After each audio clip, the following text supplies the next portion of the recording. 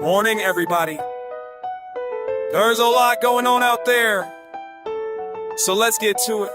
Yo, this is part 2 in our series, Why Irene? And actually, Walt pointed out something to me after the last message.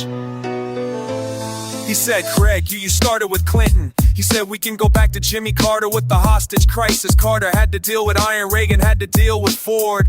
All the way up to today, it's always Iran. Well, last week we talked about the trade route issue, the international north-south trade corridor, and that new rail corridor that bypasses the influence of the Western trade. Today let's talk about the money piece of it, and I'm gonna start with the Roman Empire and how they held it together. It was actually a tribute system. And what the Romans did was, they had to aim and wait for free trade. They kept the Mediterranean free from pirates under empire. Actually, the world did pretty well with all the fighting that always went on with little tribal groups. Empire sort of kinda like dad keeping, you know, the combatants apart. But the whole empire thing was run by two things. So where's Tribby? If Rome took you over, hey, we took over, we won't pay us. Well, nobody wants to pay. So in return, Rome gave the legions, and the legions were the ones that kept the trade routes open. The Mediterranean free of pirates, this kind of thing.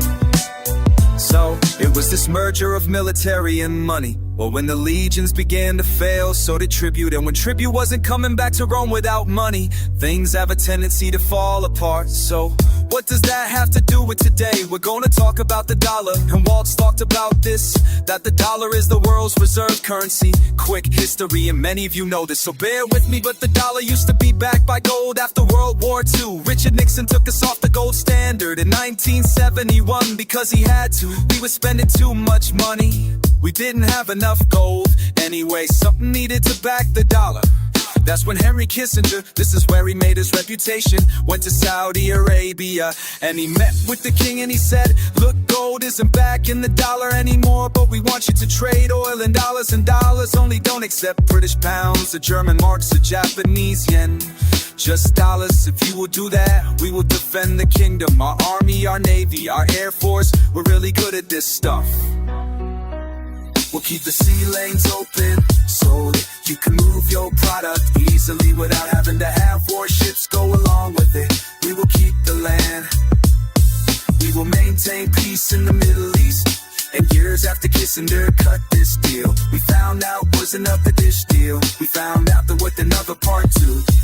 Told the king, if you don't take this deal, we may take your oil by force, total pardon.